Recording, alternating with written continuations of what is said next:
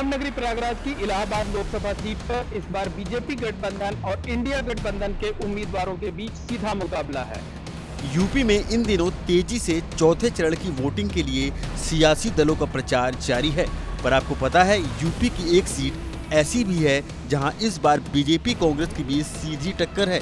और बड़ी बात तो ये है कि यहां बीजेपी कांग्रेस प्रत्याशी खुद के नहीं, दोनों अपने पिता के नाम पर लोगों से वोट की अपील कर रहे हैं। संगम नगरी प्रयागराज की इलाहाबाद लोकसभा सीट पर इस बार बीजेपी गठबंधन और इंडिया गठबंधन के उम्मीदवारों के बीच सीधा मुकाबला है। दोनों प्रत्याशी पूरे जोर शोर से प्रचार कर रहे हैं।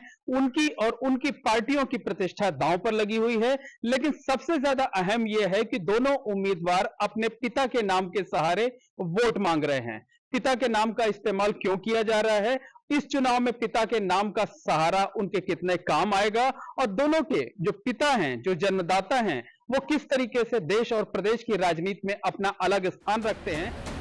सूबे से वो सीट है संगम नगरी प्रयागराज। जी हां, इस बार यहां बीजेपी कांग्रेस के बीच सीधी टक्कर है।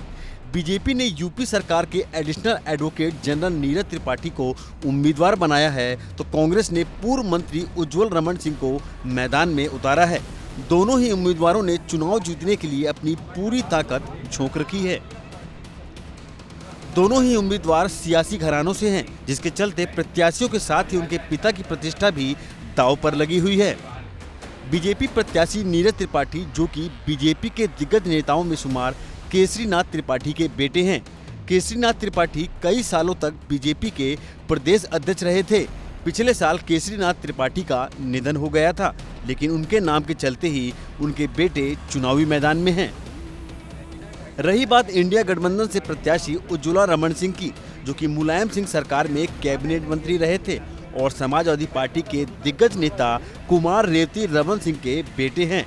समाजवादी पार्टी के राष्ट्रीय महासचिव भी रह चुके हैं रेवती रमन सिंह। कुल मिलाकर दोनों प्रत्याशी के पिता राजनीति के दिग्गजों में शुमार हैं। ऐसे में दोनों अपने पिता के नाम पर लोगों से वोट मांगकर चुनावी अखाड़े में लड़ाई लड़ रहे हैं। अब देखना ये होगा कि मौजूदा चुनाव में किस उम्मीदवार के पिता पर वोटर ज्यादा भरोसा जताते हैं।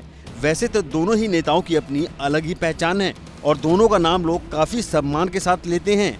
अब चुनावी जंग में किसकी जीत किसकी पराजय होती है, इस पर सबकी नजरें टिकी हुई हैं। भारत की बात रोहित सिंह सावल के साथ सिर्फ एबीपी न्यूज पर।